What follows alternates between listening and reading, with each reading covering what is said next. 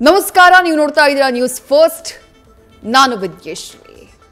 Sunita Williams 9 ತಿಂಗಳ ಬಾಹ್ಯಾಕಾಶ ವಾಸದ ಬಳಿಕ ಕೊನೆಗೂ ಭೂಮಿಗೆ ಬರುವುದಕ್ಕೆ ಮುಹೂರ್ತ ಫಿಕ್ಸ್ ಆಗಿದೆ. ಗಂಟೆಗಳ ಕೌಂಟ್ಡೌನ್ ಆರಂಭ ಆಗಿದೆ. ಸುನಿತಾ ವಿಲಿಯಮ್ಸ್ ಅವರ ಈ ಜರ್ನಿ 9 ತಿಂಗಳ ಕಾಲ ಅವರು ಅಂತಾರಾಷ್ಟ್ರೀಯ ಬಾಹ್ಯಾಕಾಶ ನಿಲ್ದಾಣದಲ್ಲಿ ಕಳೆದಿದ್ಯಾಕೆ, ಈಗ ಅವರು ವಾಪಸ್ ಬರ್ತಾ ಇರೋದು ಹೇಗೆ, ಬಂದಂಥ ನಂತರದಲ್ಲಿ ಮುಂದೇನು, ಏನೆಲ್ಲ ಬದಲಾವಣೆಗಳಾಗಿರ್ತವೆ ಅವರ ಆರೋಗ್ಯದಲ್ಲಿ, ಆ ಬರುವಂಥ ಪ್ರೋಸೆಸ್, ಬಂದು ಲ್ಯಾಂಡ್ ಆಗುವಂಥ ಪ್ರೋಸೆಸ್ ಅದು ಎಷ್ಟು ರೋಚಕವಾಗಿದೆ.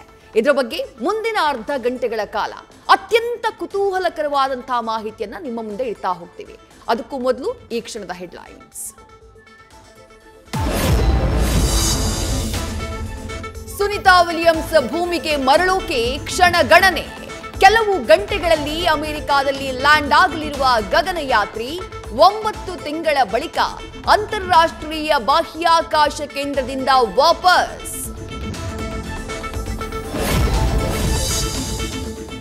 8 ದಿನಗಳ ಅಧ್ಯಯನಕ್ಕೆ ತೆರಳಿ 9 ತಿಂಗಳು ಸವಾಲು ಎದುರಿಸಿದ ಗಗನಯಾತ್ರಿಗಳು. ಫ್ಲೋರಿಡಾದ ಕರಾವಳಿ ಬಳಿ ಲ್ಯಾಂಡ್ ಆಗಲಿರುವ ಸುನಿತಾ ವಿಲಿಯಮ್ಸ್ ಬುಚ್ ವಿಲ್ಮೋರ್. ಭಾರತೀಯ ಕಾಲಮಾನದ ಪ್ರಕಾರ ನಾಳೆ ಬೆಳಗಿನ ಜಾವ 3:27 ಲ್ಯಾಂಡಿಂಗ್.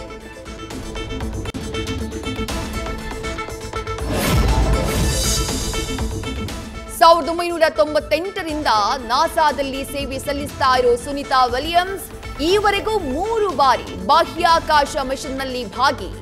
ಬಾಹ್ಯಾಕಾಶದಲ್ಲಿ ಅತಿ ಹೆಚ್ಚು ದಿನ ತಂಗಿದ ದಾಖಲೆಗೂ ಸುನೀತಾನೇ ಒಡತಿ.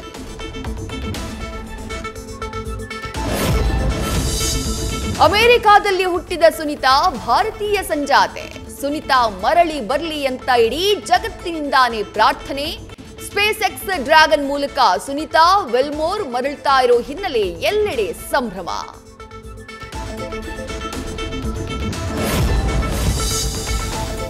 ಭೂಮಿಗೆ ಬಂದ ಮೇಲೂ ಸುನಿತಾ ವಿಲಿಯಮ್ಸ್ ಎದುರಿಸಬೇಕು ಹಲವು ಸವಾಲು.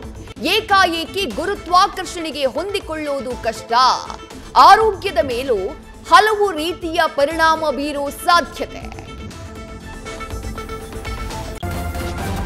ನ್ಯೂಸ್ ಫಸ್ಟ್, ನಿರ್ಭೀತಿಯಿಂದ ನಿಮ್ಮ ಪರವಾಗಿ.